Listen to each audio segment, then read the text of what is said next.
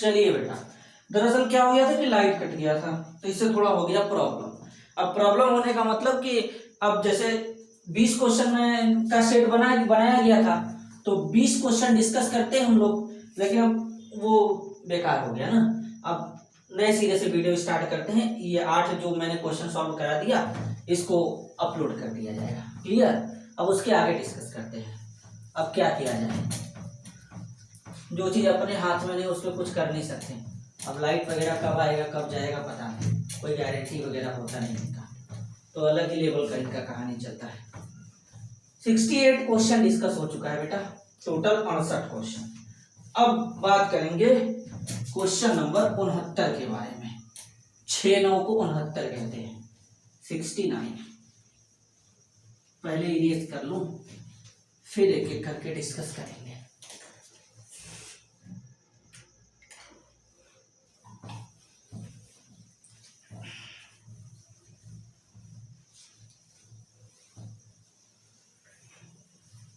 चलिए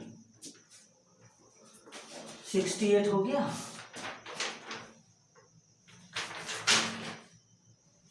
ठीक हो गया। 69 अब क्वेश्चन क्या कह रहा है जरा ध्यान से समझेंगे बेटा, खूबसूरत क्वेश्चन है। विच of the following oxide is most acidic in nature. ये क्वेश्चन आपका 2018 में पूछा गया था। क्लियर? 4 ऑप्शन इसमें दे रखा है, MgO, BeO, CaO, D,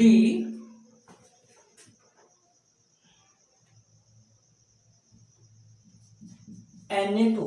अब जरा समझाता हूं, ध्यान से समझना, एक एक बात को ध्यान से समझेंगे। जैसे MgO है magnesium oxide, beryllium oxide, calcium oxide, sodium oxide. अगर हम बात करें तो मैग्नीशियम मेटल है, कैल्शियम मेटल है और सोडियम मेटल है। तो मेटल के ऑक्साइड जो होते हैं, मेटल का अगर कहीं पर भी ऑक्साइड है तो मेटल का ऑक्साइड बेसिक नेचर का होता है। कौन से नेचर का होता है? बेसिक नेचर का होता है। अगर यही ऑक्साइड नॉन मेटल का होता तो वो एसिडिक नेचर का हो जाता, और ऐसा ऑक्साइड होता नॉन मेटल का ही जो एसिड और बेस के साथ रिएक्ट नहीं करता, तो वो न्यूट्रल में चला जाता। लेकिन एम्फोटेरिक ऑक्साइड क्या होते हैं? एम्फोटेरिक मेटल से बने होते हैं। अब एम्फोटेरिक मेटल मतलब जैसे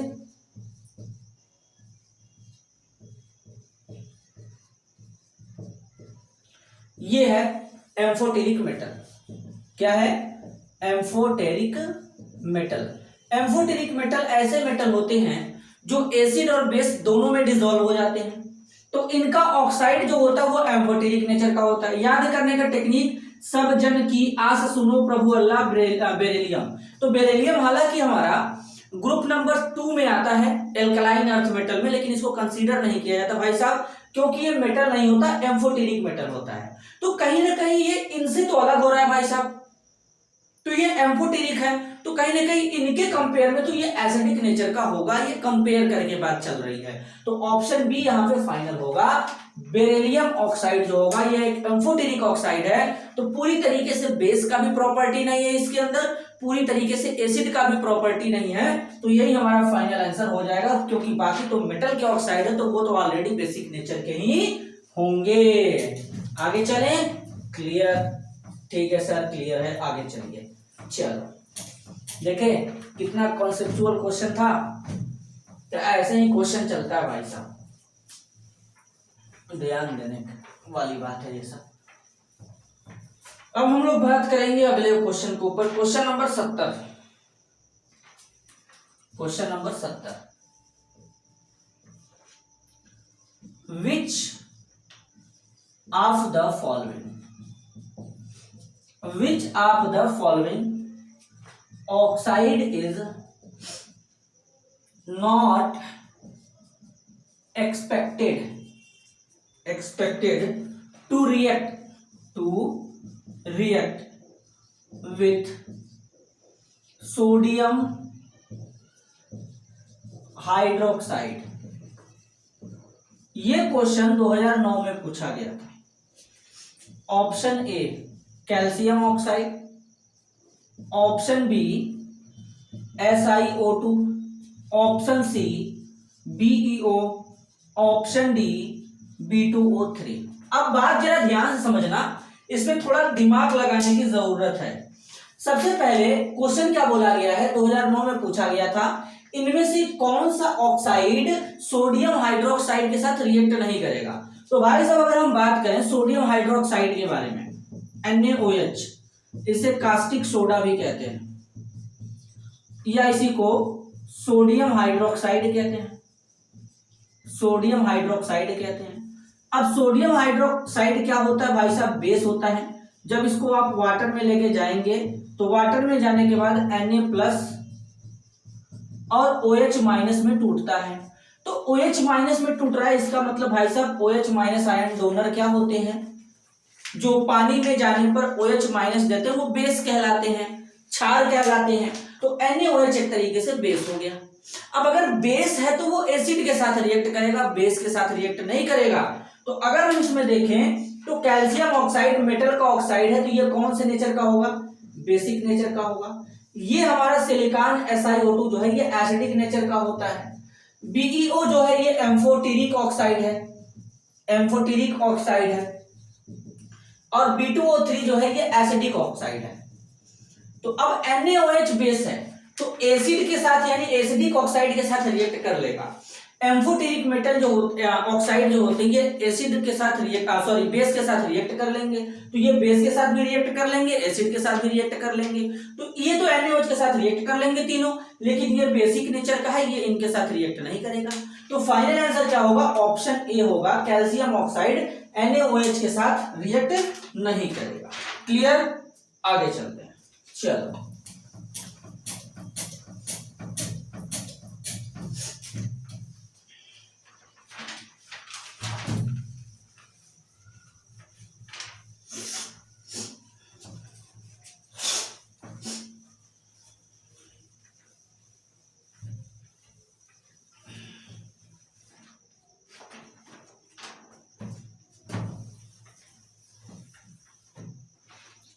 अब बात करेंगे क्वेश्चन नंबर 71 के बारे में, 71। Which one of the following element is unable to form MF6-3 ion. ये क्वेश्चन 2018 में पूछा गया था। 4 ऑप्शन दिए हैं, गैलियम, एल्यूमिनियम, इंडियम, बोरॉन। हालांकि ये जितने भी एलिमेंट है सारे के सारे बोरॉन फैमिली के हैं, बोरान, एल्यूमिनियम, गैलियम, इंडियम, ये बोरान फैमिली के एलिमेंट है। जो बोरान फैमिली के एलिमेंट होते हैं इनका वैलेंस इलेक्ट्रॉन होता है 3। लेकिन अगर d ऑर्बिटल हो तो अपने ऑर्बिटल का यूज कर सकते हैं अगर वैकेंट ऑर्बिटल है तब। लेकिन अगर हम बोरॉन के बारे में बात करें, ये बोरॉन फैमिली का पहला एलिमेंट है, एटॉमिक नंबर 5 होता है, कॉन्फ़िगरेशन 1s2 2s2, 2px1 होता है, 2py1, 2py0, 2pz0 होता है, वैलेंस इलेक्ट्रॉन 3 होते हैं।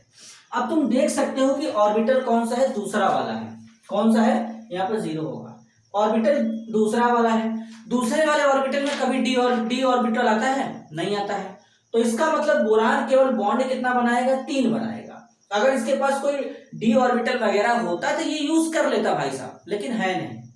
अब हद से ज्यादा अगर तुम ये s वाला इलेक्ट्रॉन एक्साइटेड स्टेट में लेके जाते हो तो 2s1 2px1 2py1 2pz0 हो जाएगा। तो टोटल 3 बॉन्ड यहां से बना लेगा और एक ऑर्बिटल यहां पे खाली है pz वाला, ये यूज करके टोटल 4 बॉन्ड बना सकता है। तो कभी ऐसे बना सकता है bf4- बना सकता है, या इसको ऐसे लिख सकते हैं X4 माइनस बना सकता, इतना तक बना सकता, अब इससे ज्यादा नहीं बना सकता, क्योंकि और भी इसके पास वैकेंट ऑर्बिटल नहीं है। लेकिन अगर हम इंडियम के पास बात करें, एल्यूमिनियम के पास बात करें, गैलियम के पास बात करें, तो ये बोरान के नीचे आते हैं। और अगर बोरान के नीचे आते हैं तो इनके पास वैकेंट डी ऑर्बिटल होगा। क्यों? जब टॉप टू बॉटम चलते हैं तो नंबर ऑफ सेल इंक्रीज करता है, तो इंक्रीज करा तो कहीं ना कहीं इनके पास डी ऑर्बिटल होंगे, तो वैकेंट ऑर्बिटल है, तो ये सब तो बना लेंगे, बोरान नहीं बना पाएगा। तो boron minimum 3 bond, maximum 4 bond बना पाता है, सामने तुम्हारे दिख रहा है। और यहां पर देख लो हाईलाइट, भाई साहब फ्लोरीन 6 बार जुड़ा है, मतलब 6 बॉन्ड बनने की बात चल रही है। तो ऐसा संभव है कि बोरान बना पाएगा? तुम ही लोग बताओ, नहीं है ना। तो फाइनल आंसर क्या होगा? ऑप्शन डी होगा। आगे चलें, ठीक। क्वेश्चन नंबर 72 के बारे में बात करते हैं। The correct order of atomic radii in group 13 is, 13 element is. ये क्वेश्चन 2018 में पूछा गया था। ऑप्शन ए में है boron, aluminium, indium, gallium, thallium. B में है boron, aluminium, gallium, indium, thallium. C में है boron, then gallium, aluminium, indium, thallium. D में है boron, gallium, aluminium, thallium, indium. अब देखना जरा, मैंने कई बार बता रखा है कि अगर हम एल्यूमिनियम और गैलियम के साइज में कंपेयर करते हैं तो एल्यूमिनियम का साइज बड़ा होता है, गैलियम का साइज छोटा होता है। हालांकि एलिमेंट ऐसे आते हैं boron, aluminium, gallium, indium, thallium, तो जब टॉप टू बॉटम चलते हैं तो साइज इंक्रीज करना चाहिए। लेकिन मैंने पढ़ा रखा है कि एल्यूमिनियम गैलियम से, जब एल्यूमिनियम से गैलियम की तरफ चलते हैं तो इस केस में एल्यूमिनियम का साइज बड़ा होता है गैलियम के कंपेयर में। स्टैंडर्डाइड कॉन्ट्रैक्शन वगैरह का कॉन्सेप्ट यहाँ पे चलता है, डी ब्लॉक वाले एलिमेंट की कहानी आ जाती है यहाँ पे बीच में। तो इस केस में सही ऑर्डर क्या होना चाहिए भाई साहब? ये दोनों तो ऑलरेडी कट जाएंगे, अब बचे ये दोनों। तो इसमें भी देखो यहां तक तो ठीक था, लेकिन अब देखो इंडियम और थैलियम में थैलियम का साइज बड़ा होना चाहिए, लेकिन यहाँ पे थैलियम पहले लगा दिया, इंडियम बाद में लगाया, गलत हो गया। तो फाइनल आंसर क्या होगा? ऑप्शन सी होगा। तो ऐसे दिमाग लगा सकते हैं अपन हम लोग। क्लियर? आगे चलते हैं। हाँ या ना बोल दिया करो कमेंट वगैरह में, बस केवल तुम लोग सुनते रहते हो, खाली देखते रहते हो। थोड़ा रिएक्शन वगैरह दोगे तब मजा आएगा, कोई रिएक्शन वगैरह नहीं दोगे तो कहां से मजा आएगा?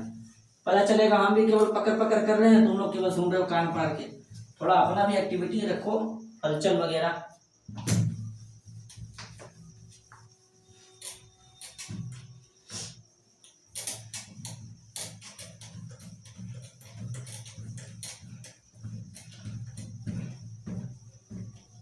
चलो आगे चलते हैं।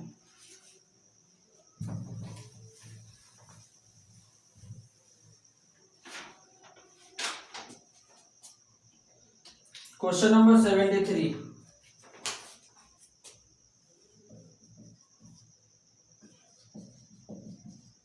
Which of the following compound is electron deficient? ये क्वेश्चन 2000 में पूछा गया था। 2000 मतलब 2000 का नोट नहीं है, ये ईयर है, सन है। ए BCl2, BCl3, CCl4, PCl5। अब इसमें से कौन सा इलेक्ट्रॉन डेफिशिएंट कंपाउंड है हमको ये बताना है। तो देखो जो बेरिलियम है ये हमारा S ब्लॉक एलिमेंट है, तो ऑलरेडी ये 2 बॉन्ड ही बनाता है, 2 क्लोरीन ऐसे लग जाएंगे, तो ये तो इलेक्ट्रॉन डेफिशिएंट नहीं होगा, क्योंकि बेरिलियम के वैलेंस इलेक्ट्रॉन 2 ही होते हैं, तो ये तो हमारा हो नहीं सकता। BCl3 में बात करेंगे, बोरान का वैलेंस इलेक्ट्रॉन 3 होता है, ठीक है। तो जब बोरान का वैलेंस इलेक्ट्रॉन 3 होता है तो इस केस में बोरान जो होता है वो 3 बॉन्ड बना लेता है। तो अगर हम ऑक्टेट की बात करेंगे तो इसका ऑक्टेट कंप्लीट नहीं है। देखो वैलेंस इलेक्ट्रॉन कितने 6 हैं, जबकि ऑक्टेट कंप्लीट करने के लिए या तो डुप्लेट होना चाहिए या तो क्या होना चाहिए, वैलेंस शेल में 2 इलेक्ट्रॉन मतलब डुप्लेट मतलब हीलियम के जैसा हो जाना चाहिए या फिर उसके जैसा हो जाना चाहिए, 8 इलेक्ट्रॉन हो जाना चाहिए। तो यहाँ पर डुप्लेट कंप्लीट है भाई साहब, यहाँ पर देखो 8 इलेक्ट्रॉन नहीं है, तो ये हमारा डेफिशिएंट होगा। CCl4 की बात करेंगे 4 बॉन्ड बनाएगा, 1 बॉन्ड का 2 इलेक्ट्रॉन, तो 4 बॉन्ड के 8 इलेक्ट्रॉन, ऑक्टेट कंप्लीट है, ये भी नहीं होगा। PCl5 की बात करेंगे भाई साहब यहाँ पे तो अलग ही कहानी चलेगा, 1 बॉन्ड के 2 इलेक्ट्रॉन, 5 बॉन्ड के 10 इलेक्ट्रॉन, इसको हाइपर वैलेंट कंपाउंड कहते हैं, मतलब 8 से ज्यादा इलेक्ट्रॉन हो गया। तो इस तरीके से ये भी गलत हो जाएगा। तो इलेक्ट्रॉन डेफिशिएंट कौन होगा, ऑप्शन बी वाला होगा, BCl3। बोरान का कंपाउंड इलेक्ट्रॉन डेफिशिएंट ही बनता है। आगे चलते हैं, क्वेश्चन नंबर 74 की बात करते हैं। The type of hybridization of boron in diborane is 1999 में क्वेश्चन पूछा गया था। 4 ऑप्शन है, sp, sp2, sp3, sp3d2। मतलब डाइबोरेन क्या होता है, एक बोरान का हाइड्राइड होता है जिसको B2H6 के नाम से जाना जाता है। इस तरीके से बोरान होता है, हाइड्रोजन इस तरीके से लग जाता है, 2 हाइड्रोजन हमारे ब्रिजिंग में इस तरीके से आ जाते हैं यहाँ पे, और ये दोनों बनाना बॉन्ड बन जाता है। तो इस केस में ये बनाना बॉन्ड भी काउंट हो जाता है। तो यहाँ से टोटल जो बोरान का हाइब्रिडाइजेशन निकल के आएगा 4 सिग्मा के केस में sp3 आता है। तो डाइबोरेन में बोरान का हाइब्रिडाइजेशन क्या होता है, sp3 होता है। तो फाइनल आंसर कौन सा होगा, ऑप्शन सी वाला होगा। इसको ध्यान देना तुम लोग, कई बार मैंने क्लास में पढ़ाते वक्त लेक्चर में बताया है कि डाइबोरेन की जब भी कहानी चलती है जिसमें एक बात मार्क करके रख लेना, डाइबोरेन एक ऐसा हाइड्राइड होता है बोरान का जो इलेक्ट्रॉन डेफिशिएंट है। साथ ही साथ जो डाइबोरेन होता है ये पॉइजनस गैस होता है, और साथ ही साथ डाइबोरेन में ही हमारा बनाना बॉन्ड पाया जाता है, 3 सेंटर 2 इलेक्ट्रॉन बॉन्ड पाया जाता है, 2 सेंटर 2 इलेक्ट्रॉन बॉन्ड पाया जाता है। इसके बाद जो डाइबोरेन होता है इसमें बोरान का हाइब्रिडाइजेशन sp3 होता है। और एक रिएक्शन बड़ा इंपॉर्टेंट है कि डाइबोरेन का रिएक्शन जब अमोनिया के साथ कराते हैं तो वहां पे सिमेट्रिकल क्लीवेज और अनसिमेट्रिकल क्लीवेज वाला कहानी चलता है। तो इतना सारा चीज मैंने क्लास में बता रखा है जो अपने नीट लेवल पे मोर देन सफिशिएंट है, और इससे बाहर तो कुछ भी नहीं आता है। अगर तुम लोग चाहोगे तो कमेंट वगैरह करना, मैं अलग से फिर से बना के वीडियो डाल दूंगा। क्लियर, आगे चलते हैं। क्वेश्चन नंबर 75,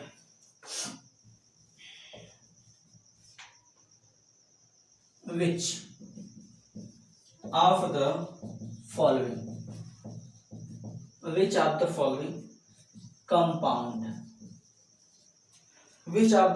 compound is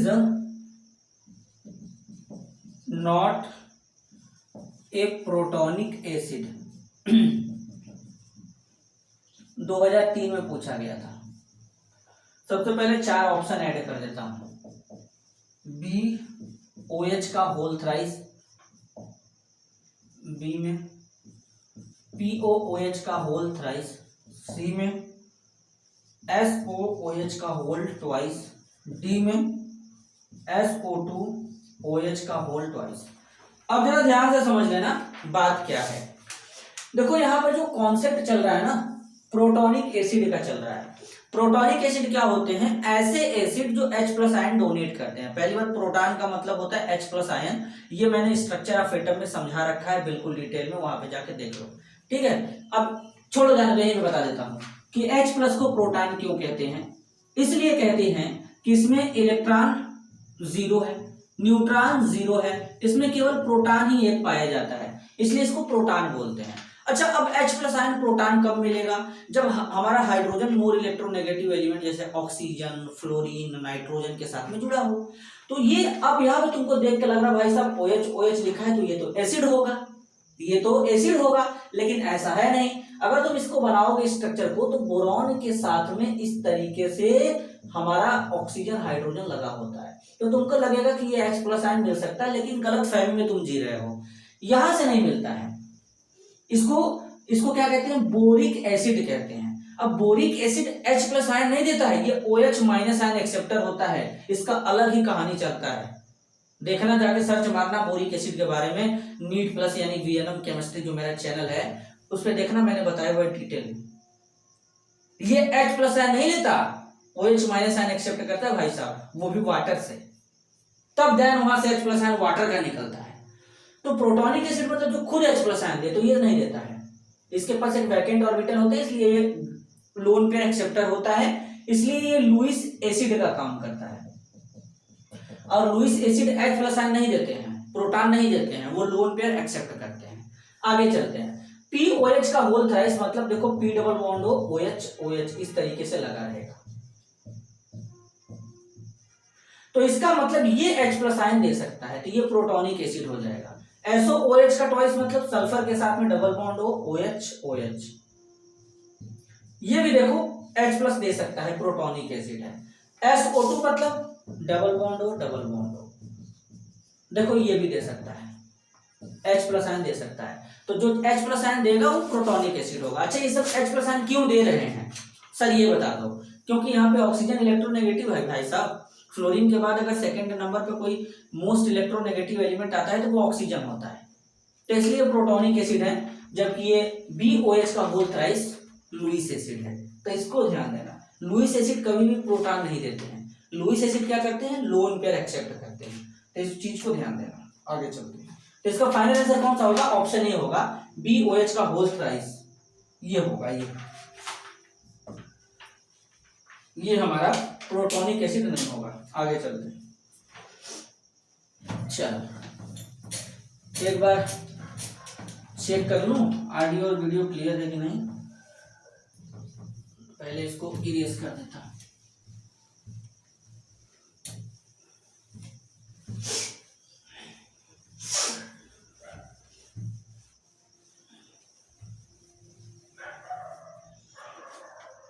एक बार देख लूं ऑडियो और वीडियो क्लियर है कि नहीं।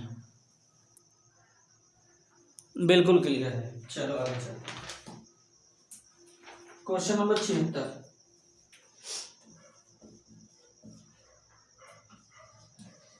Boron compound behave as Lewis acid because of the year 1996 में यह क्वेश्चन पूछा गया था।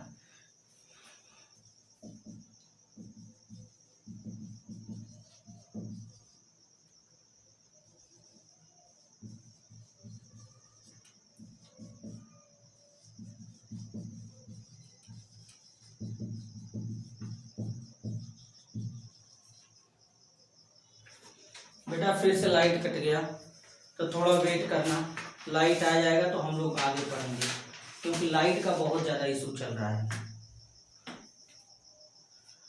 तो एक काम करते हैं, थोड़ा वेट ही कर लेते हैं अब की बार।